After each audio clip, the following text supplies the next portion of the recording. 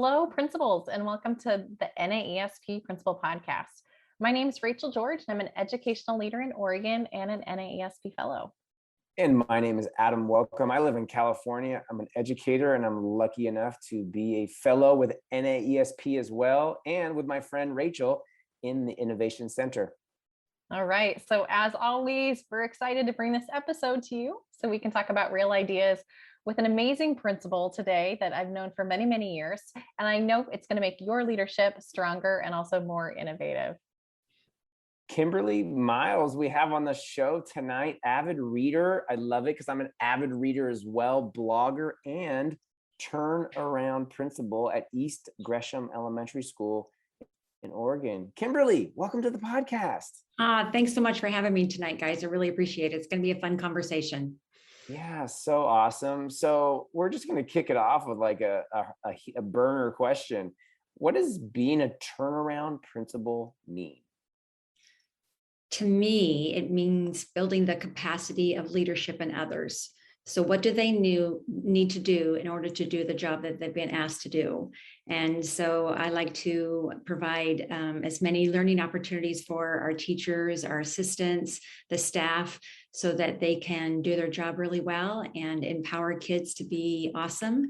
And that's where it starts, is what do they need to do to grow and to be whatever they want, whatever they see that their path is going to be. And that's what I try to really determine what that is for each person. Oh my goodness, that's a lot. Yeah. Do you have a list? I mean, like, do you have a list? They're like, so you go in, they're like, Kimberly, we're putting you in here. I mean, you have to like assess. Is there like an assessment? Well, the first thing that I like to first thing I like to do is think about the culture of the community. What does that feel like when I'm a student? What does it feel like when I get to go into this building? I have to come here every day. And what is that going to feel like for me as a learner, as a student? And so we start there. That's the most important thing. Is I want kids to, be banging at our doors in the morning to get into the building, to make those connections with staff and their teachers. And so what does this culture look like? What does this look like for the students? And then the same thing applies for the staff. What do they need to want to come here every day? And then what is that reassurance that I could offer the families that know that when they drop their child off at our school, they're well taken care of, they're loved, they're appreciated for who they are and who they're becoming. And so that was a really hard lesson for me, is like, I want to go start about learning and instruction. And, I like to look at data, but I've learned to slow down, wrap ourselves around each child and figure out what that looks like and feels like. Thank you. So speaking of things that you've learned, I've known you, I think this is going on officially year 8, and I've just learned so many things. And it's been fantastic watching the journey and transformation that your school has gone through during that time. So how has your focus shifted or changed? What have you learned, especially from comparing like before the pandemic and your approach as a turnaround principal to now leading through that component, and also maybe leading into an endemic? So I think we're continuing to learn what works and what doesn't work. And what we are really learning is that we need to take care of ourselves, and we need to take care of ourselves well. And that's where we are starting. And what that looks like is that we are checking in with each other. So not only me as the principal checking in with teachers, but how am I building capacity for time for them to connect with each other, for them to check in with specialists. And so we're building this network, not just within our school teams, but within our school community, where we can reach out and take care of each other and really determine what is it that you need today to be successful and how can I help you? And that collaboration that occurs regularly has really been a game changer. And, it allows teachers to share their expertise in a safe and nurturing environment so that they can, empower themselves, their colleagues and their grade level teams that, hey, this is where we're headed. This is what we're going to do together. And, if I have struggles or problems, we can check in with each other and we can ask for help. So I think that's really where it started. Yeah, if you're listening right now, which you are, go to Twitter, make sure you follow Kimberly, a few things worth at a few things worth on Twitter. And I want to ask you, we're going to get back to the turnaround school, Kimberly, but I want to ask you about your blog. I know you love to read, you love to write. A few things worth reading.blogspot.com. You review a bunch of different books you can't see, but she's holding up a stack right now. I mean, I'm on a tear this year too. I think I've already read like 11 books. I have some flights this week. I'll probably read 3 more. Other than your blog, are there any books that you would like to recommend that everybody listening read that you've read recently? So a game changer for me, it was Vivek Murthy's newest book, the Surgeon General's book, and it was called Together and Togetherness. I can't remember the name of it exactly. It changed my mindset. It's what are we doing to ensure that we're, again, goes back to shared leadership, but taking care of each other and, not being in isolation, but sharing the journey with others and being, how can we form this network of togetherness? And it was not an educational book, but something that empowered me to understand that, moving out of isolation into collaboration. And we don't just do it at schools, we do it in our networks at home and, in our neighborhoods. And how are we taking care of each other as a community?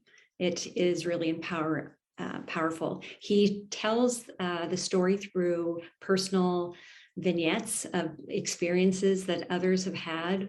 And it's just, I did a review on my blog, and the reason why I have my blog is so that I can remember. It's like a personal journal for me. And so as I read these books, I do reflections on where I'm at in that moment.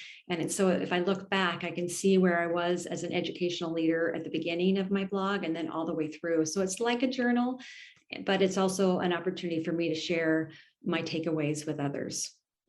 Yeah, you're so good. People ask me all the time. They're like, "Oh, do you do Goodreads or do you have a blog?" And I'm like, "No, just go look at my social media for all the pictures of the covers that I take." I haven't done that. I should probably get on Goodreads and put my books in, but I don't know. I just haven't. So thanks for the reco. I'll go check that book out.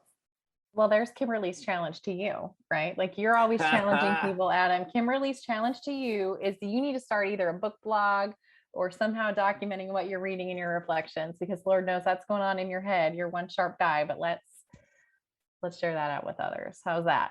I mean, folks, he's given us a thumbs up. That's definitely a commitment. So there you go. All right, Kimberly. So I am curious, as we navigate these times, they're challenging. I think just this weekend alone, when I was perusing social media, there were so many principals and teachers saying how they got completely knocked down this week. They were barely able to make it through to the end of Friday. And I think the best analogy that I ran across was they felt like they've been in a middle school dodgeball game for the last 2.5 years, hiding in the back, right against the wall. And now that front line has disappeared and balls are flying at them like crazy. So how are you supporting and growing teachers in a time of stress and also high levels of burnout? And I'd also love to hear how you're taking care of yourself, because leaders are feeling that as well. Right. So let's go back to the teacher question first. I think the most important thing that I can do as a leader is, what can I take away? What is not urgent right now? What is it that you do not need to do or think about in order for you to attend to the children that are in front of you right now? And giving them that permission, I can almost feel the visible sigh of relief given to teachers. And so I don't really want to see your lesson plans. I don't want to see, your notes, whatever. I can walk in and see where you're at. And if I see that your lesson is very similar to what your colleagues are doing, I know you're planning. So let's just leave it at that. So to me, what can I take away? And then I'm still believe it's really important that children are learning. So what can we prioritize as educators so that we ensure that the children that we do have in front of us, that they're growing, and whatever goal that they have, individual goal that they have, that we're attending to it. So take away as much as possible, but yes, we're still adhering to those instructional practices that are going to accelerate the children that are in front of us today. And so prioritizing our PLC work is really important to us at East Gresham, and we're focused in on literacy. And so what is it the kids need to know and be able to do to meet those individual goals? And that's the one thing that we're focused in on, and everything else, yeah, I know you're doing it and you're doing it to the best of your abilities, but there's really no need for me to, create a checklist or, make that a mandatory thing. Is they're professionals, let's respect them as professionals, and they're making decisions that are based on the needs of the kids, which change every single day, and who's ever in front of them. And they're doing the best that, and I trust them with that. And that trust, as Brene Brown has taught us well, that gives a sense of vulnerability to all of us, but it allows them to grow as educators. And so that has been a game changer for us. Our kids are growing, and I'm really excited. We just did our benchmark testing, mid-year benchmark testing, and we got most of the kids. We may not get all of them, but kids are setting their own goals, and they're growing, and they're excited about it. They're excited to be back in school. I mean, they have their little charts, and they're making their graphs, and that feels so good to them. And again, we're empowering those kids to be learners, and that just feels so great. And for those of you that don't know, we have our school story on Facebook and Instagram and all those things, and you often will see kids reading, and reading is a big part of our journey at East Gresham Elementary, because that's our equity work. We want our kids to be and become whatever they want to be, and we know that their ticket to whatever journey they want to go on is literacy. So that's where we're focused. And how do I take care of myself? I'm an avid walker, so I do about 5, 7, 8 miles a day. I know. I have a dog with me. Dang, that's a lot of miles to walk. Like, I'm happy when I get that in for running, and I'm like, oh, okay, but I know it's like a good hour, but to walk, I'm impressed. And you gave me goosebumps when I heard you talk about literacy and equity. Holy moly, and the work you're doing within your building. Adam, did you get goosebumps? How did that settle with you? Yeah, no, it made me smile that you just brought it right back to that in such a great way, and PLC work. And hey, again, if you're not following and connected with Dr. Kimberly Miles, go to Twitter. A few things worth. Don't let this be the only time that you listen and learn from Kimberly. Make sure you connect and deepen those conversations and take them to the next level. Kimberly, thanks so much for being on the podcast. Thanks so much for talking with us. Thank you so much for showing up every single day at your school and supporting families and kids and teachers and classified and all the people that read your blog and all the books and recommendations. We appreciate it. And we are the lucky ones. One last question. Will you be in Louisville for the NAESP conference this coming summer? Yes, I'm planning on coming. I'm joining a book club with Confidence Code Book Club with NAESP.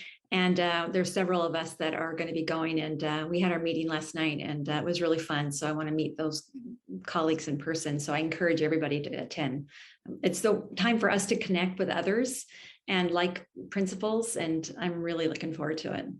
Dang, that's a great shout out for the Center of Women in Leadership and Jessica and Andrea. Oh my goodness. Circles of folks connecting and then showing up and meeting face to face.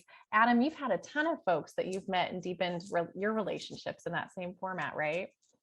Totally, 100%. It's the best way. And hey, if you haven't signed up for the conference yet, go to naesp.org. There's a big conference sign up button. Sign up. Louisville is an amazing city. Rachel's looking forward to the Maker's Mark tour. There's the Louisville Slugger Factory. Kimberly and I will be looking at the bookstores in town. We're going to go find some new books and support some local bookstores. Everybody else, I don't know what y'all are going to be doing. It's going to be a great conference. They just announced one of the keynotes, Inky Johnson.